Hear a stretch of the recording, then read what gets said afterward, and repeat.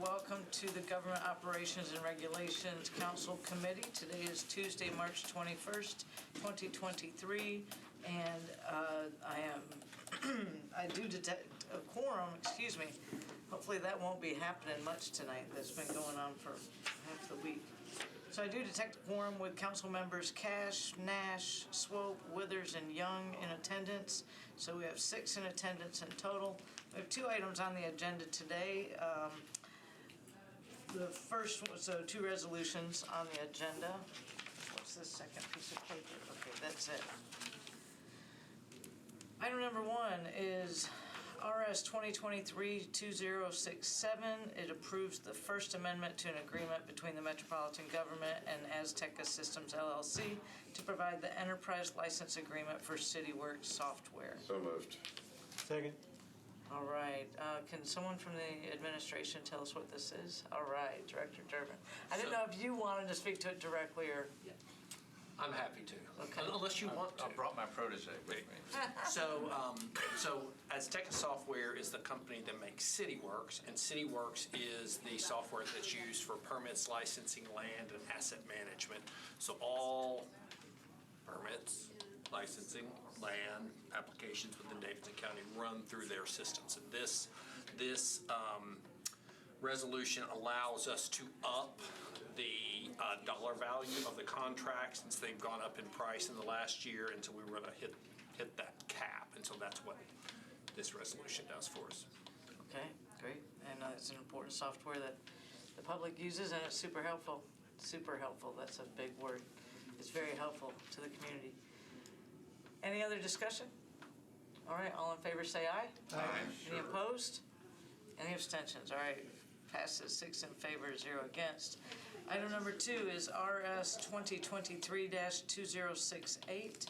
This approves a statement of collaborative intent to Vanderbilt University from the Metro Information Technology Services Department to a community in the loop approach to leveraging artificial intelligence for efficient and equitable response systems grant from the National Science Foundation to pilot innovative technologies aimed to support Metro's emergency response capabilities. So moved.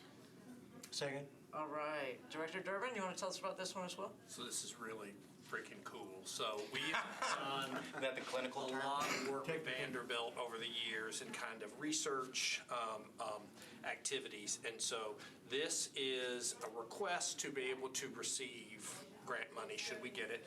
And there are 3 pieces to it, and I'll speak to one, and then I'll let Kelly speak to the others. But the main one, and Director Martini is not here tonight, he was here last night, but basically it is doing research that will be going into the 311 system, non-emergency calls that will allow basically an AI voice to answer the phone, do basic chat back and forth function, and do a sentiment analysis. So if somebody starts getting hot and bothered, it may direct over. If they feel like they're, normal, it will go down another path. So it's really an opportunity to learn for Vanderbilt on that, and for us to divert some calls from human call takers into an AI call taker.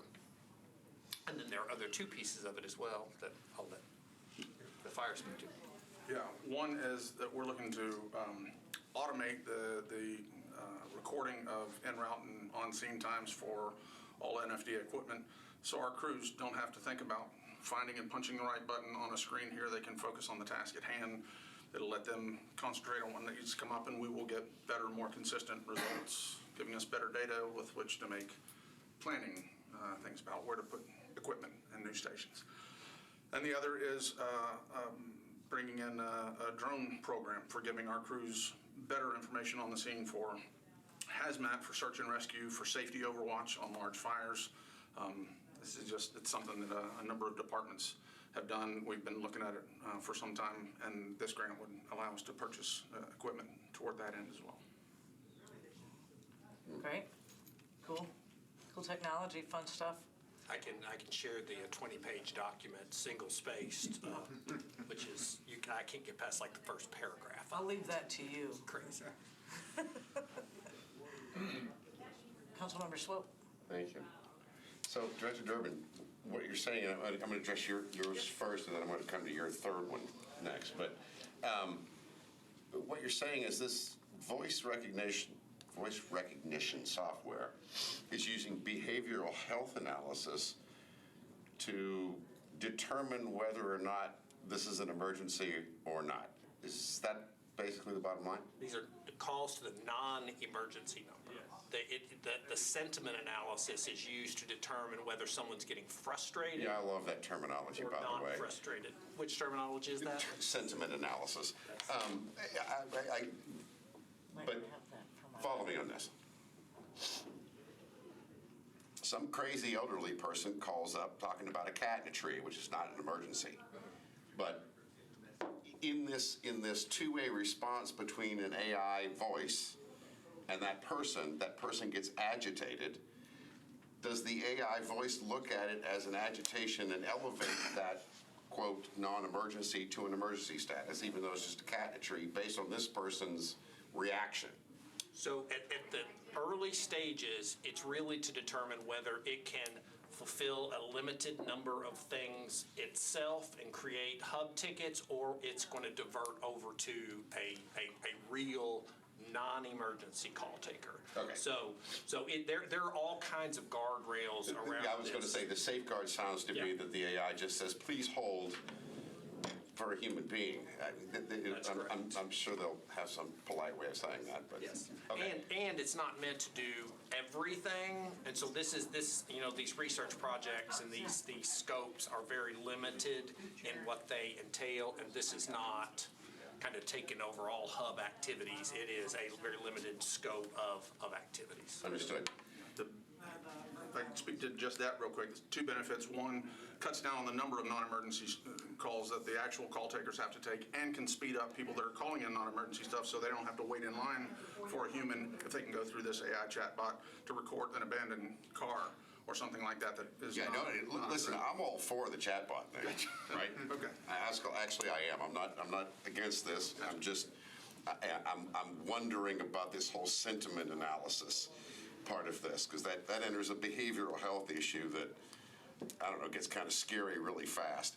And I'll just leave it at that. Well, and that's the actual critical part of the research, is that piece of it, because people are doing chatbots are nothing new.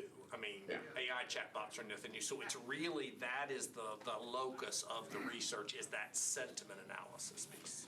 Very interesting. Drones. Yes, sir. I'm assuming you're using LiDAR, sonar, and everything else to do topographical mapping. That can be done. It'll have thermal imaging stuff, which can be used both on That would be my hazmat next stuff. question. On hazmat, be able to tell whether or not a tanker is heating up, about to explode or something of the sort. Also on large-scale fires, that kind of thing. Direct overhead imaging can tell where there are hot spots on the roof that we need to make sure we don't have anybody there, or if the building is the ceiling's about to collapse, you can call Mayday and get everybody out, that kind of thing.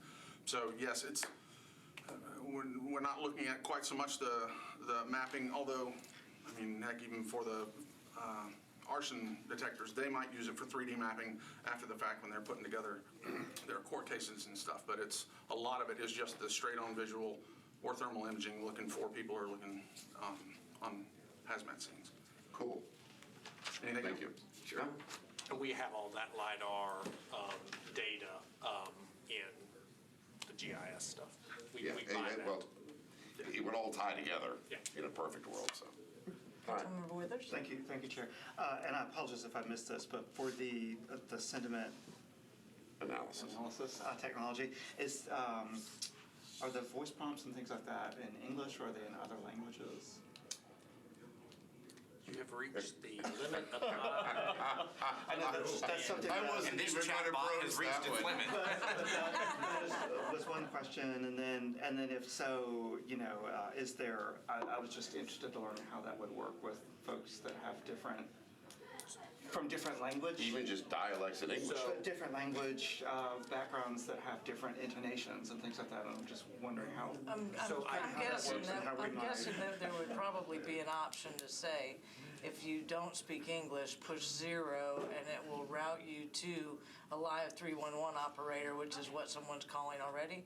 That could be the case. I do know, so the lead researcher is a Chinese, a native Chinese, and she has a very thick accent. So I do know in conversations that is something that they are definitely taking into account, English accents, and they feel like it has done a very good job. I can find out very quickly for you. I know all the hub is they work really hard to get it into multiple languages. So if it's not at least Spanish, I would imagine that's coming relatively quickly. Okay. But I know the accents is a piece of it now. Yeah. Okay. Councilmember Swope, thank This you. question's kind of off the wall here, but you just brought up a very interesting point. Is any of this technology owned by Chinese corporations? The model is being developed at Vanderbilt by Vanderbilt. I'm not sure if they may be using a ChatGPT 3 base, if I recall, as far as I could get in that document. But I can't say for a fact the answer is no. Be interesting to find out. Same way with the drone side of this. It was originally, the original plan was, there was a long list of primarily DJI equipment, but with some of the new developments, it's that we would have to find other alternatives. Let me turn you on to the #1 drone company in the world out of Israel. Who you got? The #1 drone company in the world. One of the biggest defense contractors on the planet. We'll talk. Okay. Okay, all in favor say aye. Aye. Any Yep. opposed? Okay, that wraps up the agenda, and so with that, we are adjourned. Hey, Keith, I didn't mean to